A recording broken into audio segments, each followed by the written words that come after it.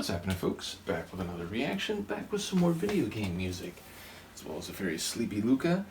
And we're going to listen to another tune from the original Castlevania soundtrack, 1986.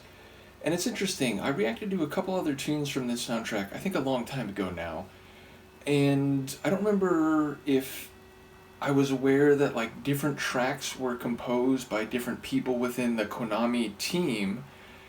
But in this case, I did a lot of poking around online, and I went to a Castlevania wiki, and apparently this track, Walking on the Edge, was composed by a group of people who worked in the soundtrack or music side of their 80s games, and they went by the name Konami Kukeiha Club, and I think, I looked on the link for that name or that group on this Castlevania wiki, and it showed like a number of people who were known to have been members in the 80s and some other people that were like involved in it at some stage but then weren't part of it in other releases.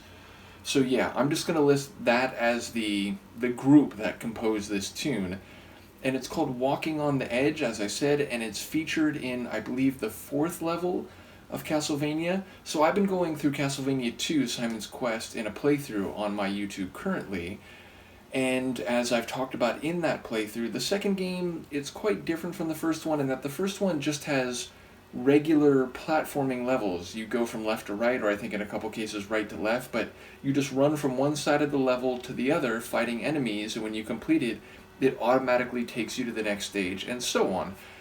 Whereas the second game, Simon's Quest, it's an open world game. You have to travel between different towns. You got to figure out where to go. You got to get items from one place and use them in a different place. So it's sort of a synthesis or a hybrid between a platforming game and a role-playing game. But yes, at some point I'll probably do a playthrough of the first game as well. In any case, let's give it a listen. This is Walking on the Edge, which is composed, as I said, apparently by the Konami Kukeiha Club, which is a group of composers that worked for Konami back at the time. Though, again, I do believe the soundtrack officially is listed as being composed by, who is it here? Of course, my computer is going to freak out right now and not allow me to check. Okay, so it's Yamashita Kinyo and Terashima Sato, but I don't see their names listed as part of the Konami Kukeiha Club. So, as I said, I believe this might be by people who weren't officially the composers of the soundtrack to this game. But yes, from 1986 in the original Castlevania, this is Walking on the Edge, composed by the Konami Kukeiha Club.